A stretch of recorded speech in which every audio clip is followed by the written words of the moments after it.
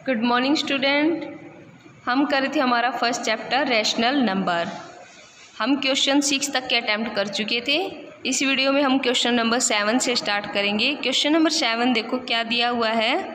1/3 multiplication bracket 6 × 4/3 H 1/3 multiplication 6 bracket close multiply 4/3।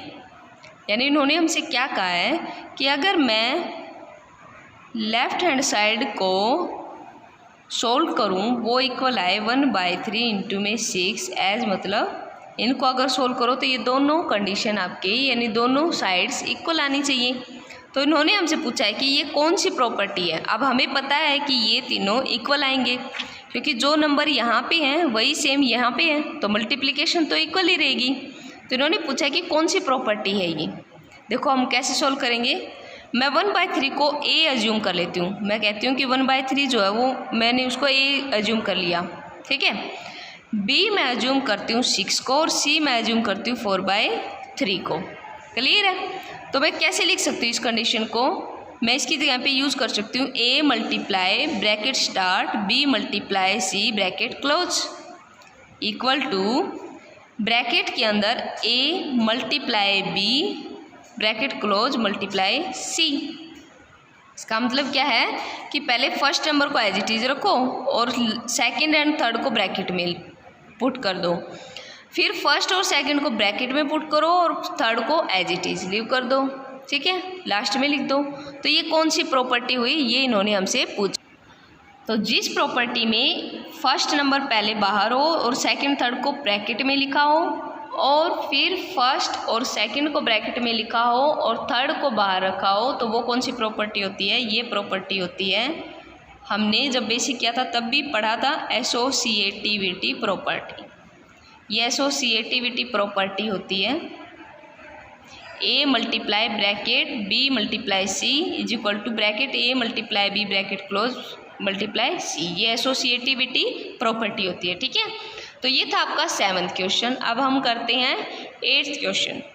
8th question में देखो इन्होंने हमसे पूछा है कि is 8/9 multiplicative inverse of -1 into 1/8। इन्होंने कहा है कि 8/9 मल्टीप्लिकेटिव इनवर्स है इसका। तो देखो पहले इसको सोल्व कर लेते हैं, ये बनता है क्या है। मिक्स्ड में है, इम्प्रॉपर में कैसे लिखेंगे। 8 1 जा 8 और 1 9 -9/8। तो इन्होंने पूछा 8/9 -9/8 का मल्टीप्लिकेटिव इनवर्स है। तो पहले हमें मल्टीप्लिकेटिव इनवर्स यानी मल्टीप्लिकेटिव आइडेंटिटी पता करनी है कि क्या होती है। मल्टीप्लिकेटिव आइडेंटिटी कौन सी होती है, मल्टीप्लिकेटिव आइडेंटिटी वो बताते हैं, ठीक है। ये हम कर चुके हैं क्वेश्चन नंबर 5 में। देखो मल्टीप्लिकेटिव आइडेंटिटी क्या होती है। अगर कोई नंबर है 8/9, इसको मैं 1 से मल्टीप्लाई करूं, ठीक है, या फिर 1 को पहले लिखूं और फिर 8/9 से मल्टीप्लाई करूं, तब भी हमारा आंसर अगर सेम आता है तो दैट मीन्स वो मल्टीप्लिकेटिव आइडेंटिटी है। मल्टीप्लिकेटिव आइडेंटिटी में 1 यूज किया जाता है, ठीक है। अब हमने इसको दिखाना है कि क्या ये इसका मल्टीप्लिकेटिव आइडेंटिटी है। तो देखो मैं 8/9 मल्टीप्लाई करूँगी 1 से या फिर 1 को मल्टीप्लाई करूँ 8/9 से, आंसर क्या आएगा हमारा 8/9। यही होना चाहिए। लेकिन हमारा आंसर यहाँ पे क्वेश्चन में क्या दे रखा है कि वो -9/8 आना चाहिए आंसर, लेकिन हमारा आंसर क्या है 8/9 और मल्टीप्लिकेटिव आइडेंटिटी के अकॉर्डिंग हमारा आंसर, ठीक है। तो फिर ये पूछा है कि क्या 8/9 मल्टीप्लिकेटिव इनवर्स हुआ, मल्टीप्लिकेटिव इनवर्स हुआ -9/8 का, नहीं ना। 8/9 का तो यहाँ मल्टीप्लिकेटिव आइडेंटिटी हम ऐसे यूज करेंगे, तो इसका आंसर क्या आएगा नो। क्लियर है। अब हम चलते हैं 9th क्वेश्चन पे। देखो 9th क्वेश्चन कैसे करेंगे। Is 0.3 is the multiplicative inverse of 3 × 1/3। इन्होंने पूछा है कि 0.3 मल्टीप्लिकेटिव इनवर्स है 3 × 1/3 का। 3 × 1/3 को मैं क्या लिख सकती हूँ, 3 3 जा 9 और 1 10, 10/3 बनेगा। तो अभी और 0.3 को मैं क्या लिख सकती हूँ 3/10। तो इन्होंने पूछा है कि 3/10 10/3 का मल्टीप्लिकेटिव इन्वर्स है। इसको चेक करते हैं।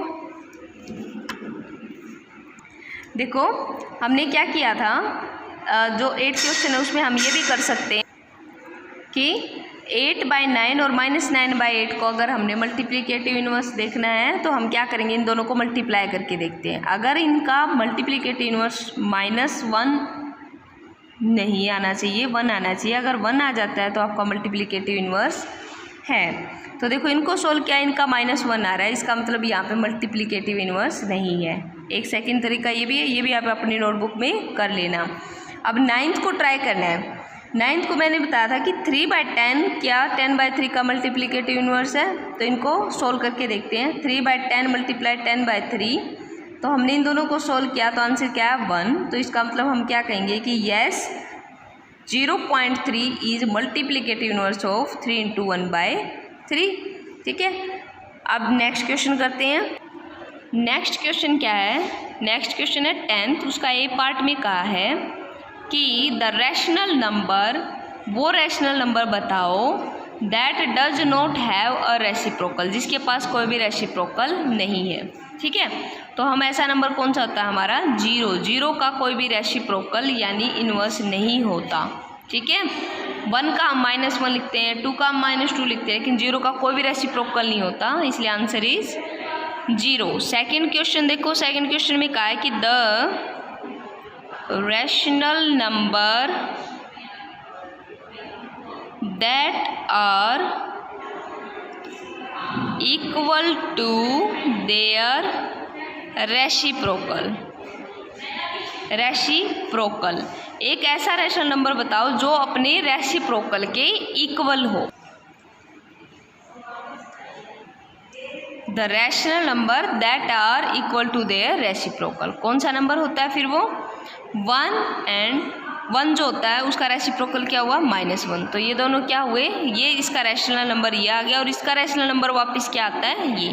तो 1 का रेसिप्रोकल होता है -1, -1 का रेसिप्रोकल होता है 1, तो हमारे नंबर आएगा 1 एंड -1। ठीक है, सी पार्ट देखो, the rational number that is equal to its negative, एक ऐसा रैशनल नंबर बताओ जो कि उसके नेगेटिव के इक्वल हो। क्या होता है 0। अब देखो 1 और -1 क्या इक्वल है, नहीं है ना।